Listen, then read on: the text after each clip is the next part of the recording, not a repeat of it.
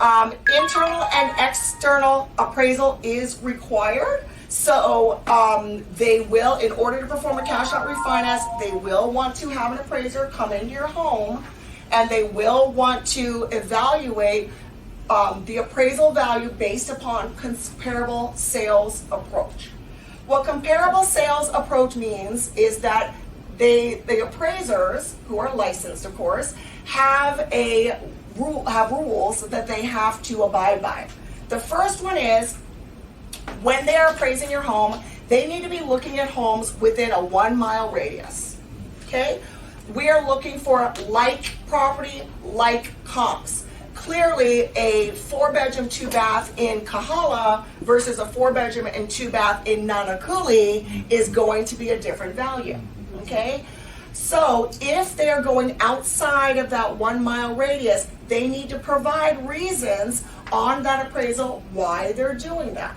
And we actually have situations like that all the time. A really great example is a home with a lot of acreage, right? You're not going to find a lot of acreage in Mililani, right? You're not going to find a lot of acreage in a lot of these areas. So I have had situations where somebody was buying a home on the North Shore. It was over 5 acres. There had not been any recent sales comparables that they could draw from the North Shore. So they went out to Waimanalo, similar kind of a situation with oceanfront property and oceanfront acreage, and they ultimately used that as a comparable because it was like the oceanfront home with the acreage that they were trying to purchase on the North Shore. And the appraiser wrote into his addendum about why he went outside of that 1 mile radius.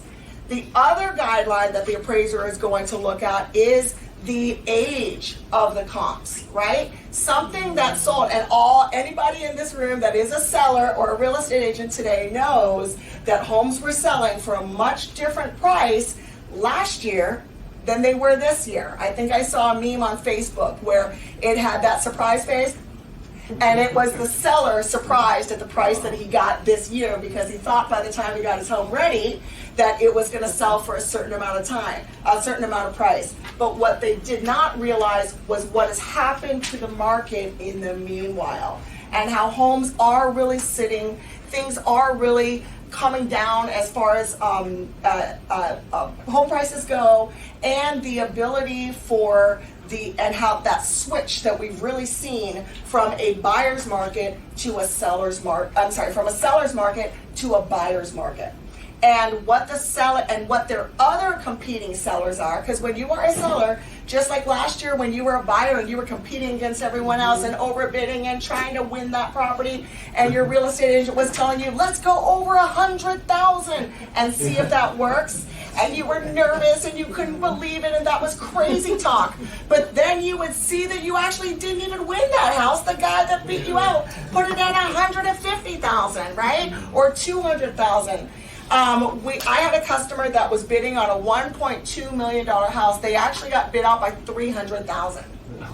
Okay, so that's how crazy it was. Not really happening now in this market. Okay, and not only that, but we've got a lot of sellers who are doing seller credit, price reductions, all of that other stuff. So how do we deal with some of that stuff?